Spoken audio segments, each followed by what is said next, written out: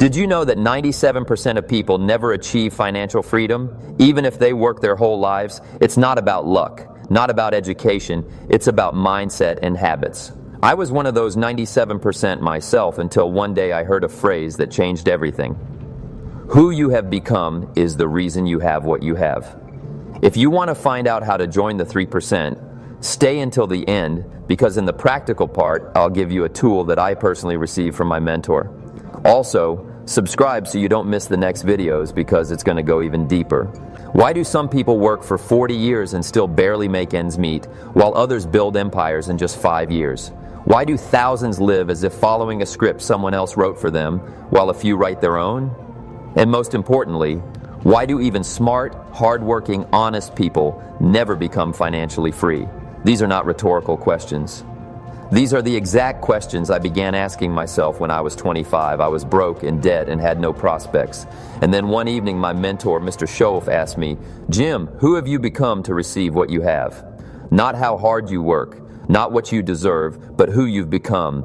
That's when I understood the core truth. 97% of people try to earn more without changing themselves. They want wealth without becoming the kind of person who attracts it. But life doesn't work that way. Life doesn't pay you for your dreams, it pays for your value. And that's why I say, if you want to be among the 3%, don't ask for better circumstances. Become a better version of yourself. Because wealth isn't what you get, it's who you become. I'm often asked, "Jim, why do most people never achieve financial independence, even if they're honest, hardworking, and putting in long hours from morning till night?" And I always answer simply, because they think the issue lies in external reasons. But the truth is different. Everything starts not in your wallet, but in your mind. I realized this for the first time when I was at a crossroads myself. I was working every day, had good intentions, but the bills kept piling up and the money kept disappearing. And then came that moment, this means the turning point, when someone told me, "What you have is a reflection of who you've become. No more, no less." It wasn't an insult, it was a formula. You see, 97% of people don't become wealthy not because they're unlucky, or because their country is broken, or because everything is already taken. They don't become wealthy because they live in survival mode. They think like consumers, not creators. They work to pay bills, not to build capital. They seek security, not freedom. Look around. People save on coffee but waste years at jobs they hate. They hunt for discounts on everything, except their own thinking. They're ready to pay $1,000 for a new phone, but won't invest $50 in a book that could change their mindset. And here's the first major lesson. Poverty isn't the lack of money. It's first and foremost the habit of thinking short term. I was taught to think long term. I was taught to ask myself, does this bring me closer to financial freedom, or just sustain my present? And honestly, most things in my life back then were just sustaining the present. My job, my expenses, even my circle, all of it was a reaction to circumstances, not a choice for the future. But the real shift happens when you stop thinking like someone who deserves to be paid more and start thinking like someone who creates value. Because what is money? It's not just paper. It's a reflection of the value you bring to the world. My mentor once told me, "What you earn now is all that you're being paid, but it's not all that others are being paid, so it's not the ceiling, it's just your ceiling." He also told me something I never forgot. "Jim, if you want to earn more, become more valuable." And that doesn't mean working more hours. It means becoming a different kind of person. Those in the 3%, they don't just know more, they act differently. They make different choices. They set higher goals and have the inner discipline to stick to them. Ask yourself, how does someone with $1 million income think? They think in terms of long-term gain, not instant gratification. They spend their time on opportunities, not excuses. They don't wait for Monday, they start now. I used to tell myself, if I had the capital, I'd start a business. But Mr. Schoaf said, on the contrary, Jim, first start thinking and acting like an entrepreneur, and then the capital will come. That's a mindset shift. And it doesn't happen overnight, but anyone can begin. Because even the poorest day can become the first day of wealth if you change your focus. And here's the next crucial point. 97% of people give up their control. They let their job, the government, their boss, their situation decide how much they'll earn. But the wealthy think differently. They don't just accept a salary, they create income streams. They own, they build. Someone once asked me, Jim, how do I start thinking like a millionaire if I have nothing right now? And I replied, start with your morning, not with investments, with your morning, because how you wake up, that's your discipline. And discipline is what forms habits, and habits shape destiny. Most people wake up and check the news. The 3% wake up and check their goals. Most people spend. The 3% multiply. Most people consume content. The 3% create it. See the difference? It's not about talent. It's not about special connections. It's about mindset. It's like a gardener and weeds. If you don't plant, the weeds will grow on their own. If you don't shape your mindset, wrong thinking will shape you. And that's why I want you right now, as you hear these words, to ask yourself, are my thoughts, habits, and daily actions attracting financial freedom or just sustaining survival? It's tough, but the truth always has sharp edges. In the next section, we'll go even deeper. I'll show you how exactly the 3% think, how they make decisions, what they believe, what they read, how they plan their lives. And I'll give you real examples from my own journey, including a story about how a simple moment on a farm in Idaho taught me about wealth. It'll be unexpected, but also very practical. You know what struck me the most about the wealthy people I've had the honor to work with or learn from? It's not just that they work differently, they see life differently. They don't live paycheck to paycheck. They think in terms of decades, generations, legacy. And this philosophy isn't about luxury, it's about responsibility.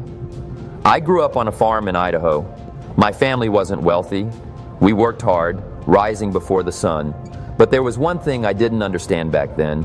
Working hard doesn't mean working right. You can dig a ditch with a spoon your whole life.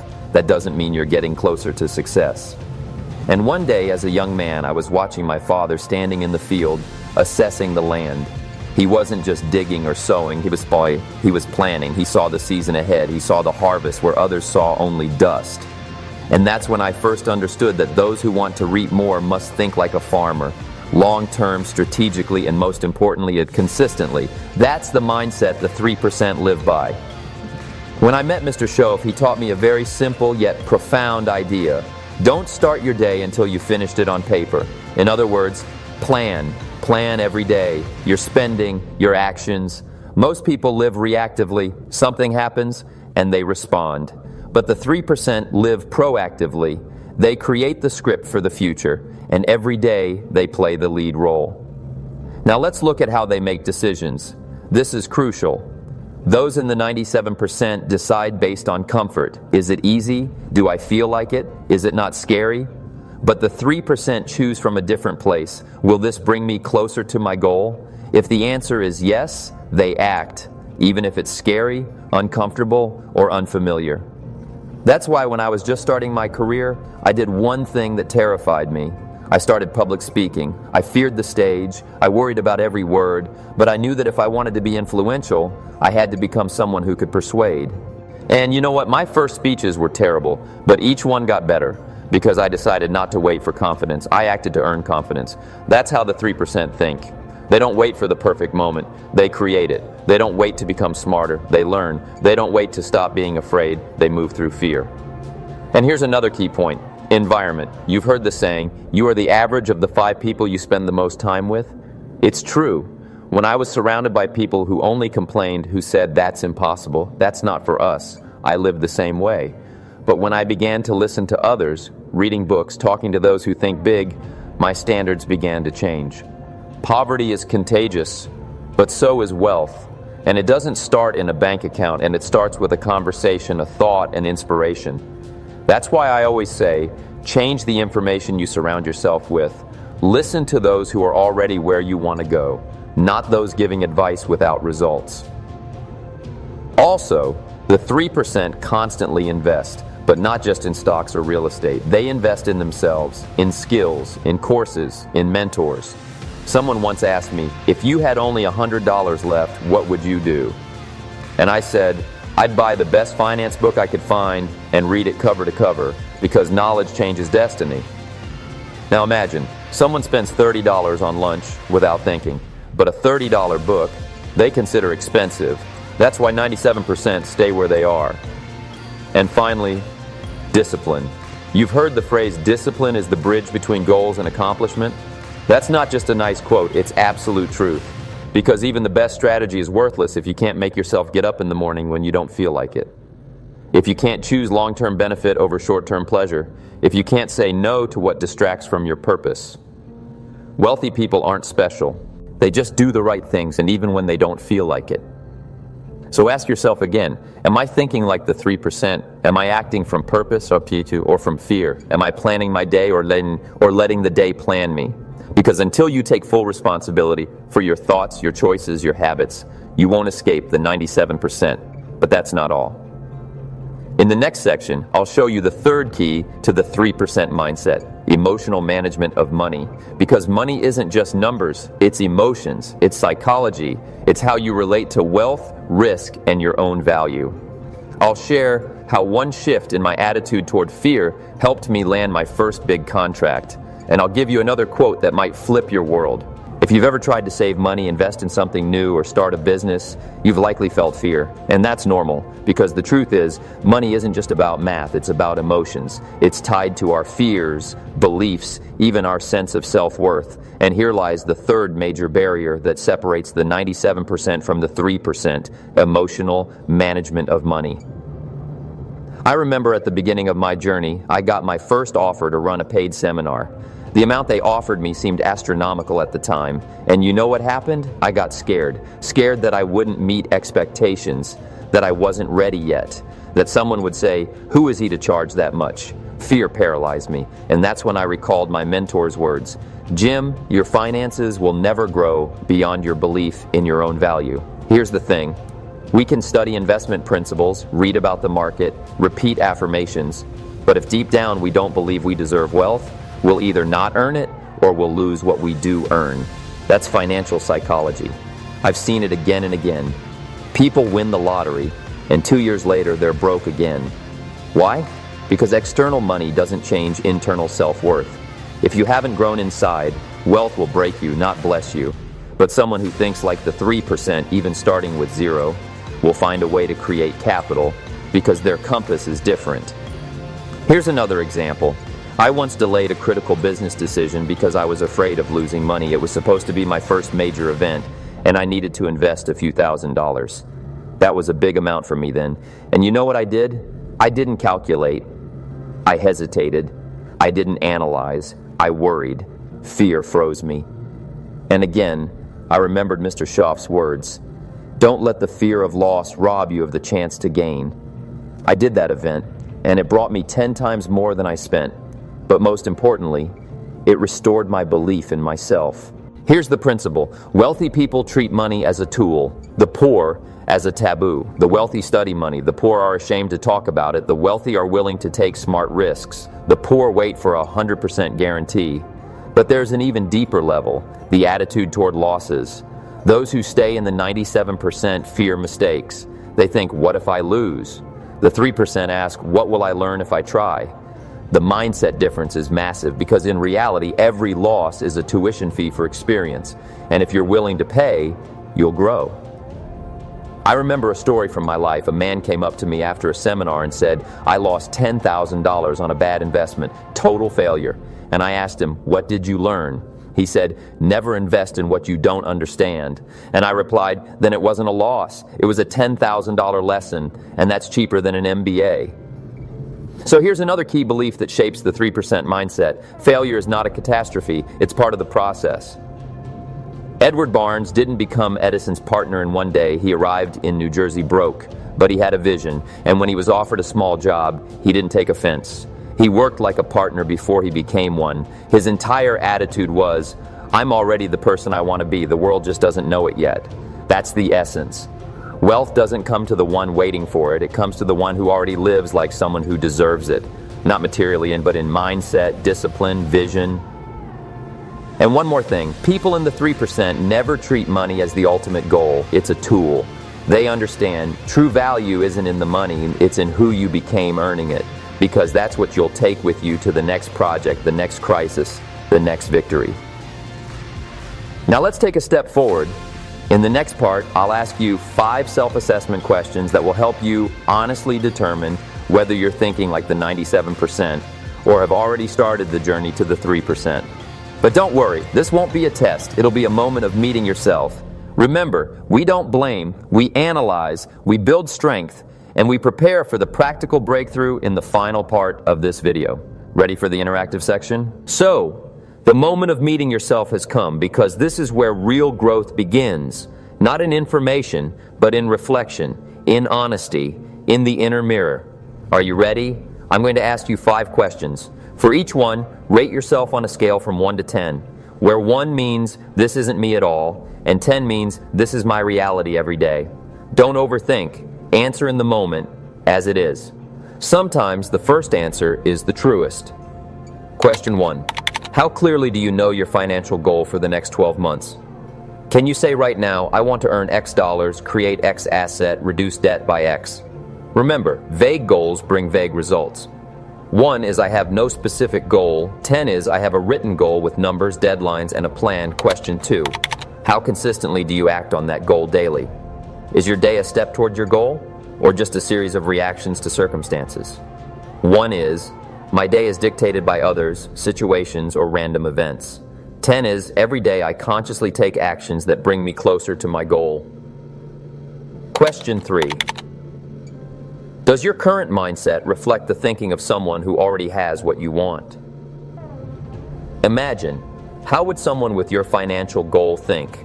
Do you think like them, or like a consumer who lacks? 1 is, I often think like someone who doesn't have enough. 10 is, I make decisions based on abundance and responsibility. Question 4. How much do you invest in yourself each month? Not just money, time, energy, books, courses, environment. If you don't pour in, you won't grow. 1 is, I do almost nothing for my personal development. 10 is, I invest in new knowledge, skills, and mentorship every month. Question 5. How disciplined are you when there are no results yet? Because true wealth is built in silence, in the routine, in those mornings when you feel like quitting, but do what you promised yourself anyway. 1 is, I give up easily when I don't see results. 10 is, I stay the course even when results are far away. Now pause inside yourself. Look at your 5 answers. This isn't a sentence, this is a starting point. It's honest, it's precise. And big changes begin from places like this. If most of your answers are between 1 and 4, it means you're living with the habits of the 97%. But that's not a problem, that's a diagnosis, and that means it's treatable. Start small, 15 minutes of self-development daily, 1 plan, 1 new choice. If most of your answers are in the 5-7 range, you're already on the path. Your mindset is shifting. Now it's time to turn knowledge into action. Regular, relentless. If your ratings are mostly 8 to 10, congratulations. You're not just thinking like the 3%, you're living like the 3%, and your future is only a matter of time and consistency. Here's what I suggest. After this video, return to these questions. Not now, don't stop, keep watching. But tonight, take a piece of paper, a pen, and reflect again. Honestly, write down what you need to change so every score becomes a 9 or 10. That will be your first step. Not magical, practical.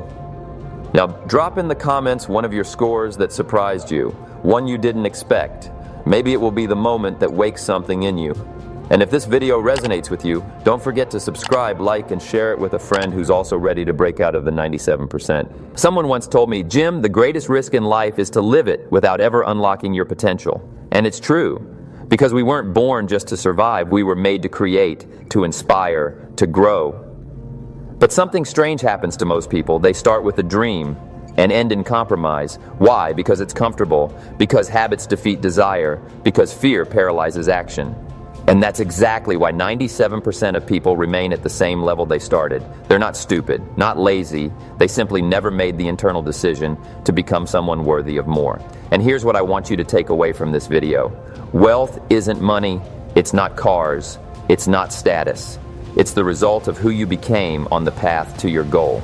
You've already heard today what it takes to be among the 3%, a creator's mindset, not a consumer's, a plan, not just a reaction responsibility, not excuses, investment in yourself, not entertainment, discipline when no one is watching, and most importantly, a self-image that isn't limited by the past. I was once in the 97%, and if someone had told me back then that I would speak to thousands of people, write books, and influence millions of lives, I wouldn't have believed it. Not because it was impossible, but because I wasn't yet the person who could imagine it. My mentor used to say, Jim, work harder on yourself than you do on your job, and you'll have not just income, but a destiny. I took that seriously. And now I stand before you with the simple but powerful message. Don't postpone your transformation. Start it today, not Monday, not next month, not after vacation, today.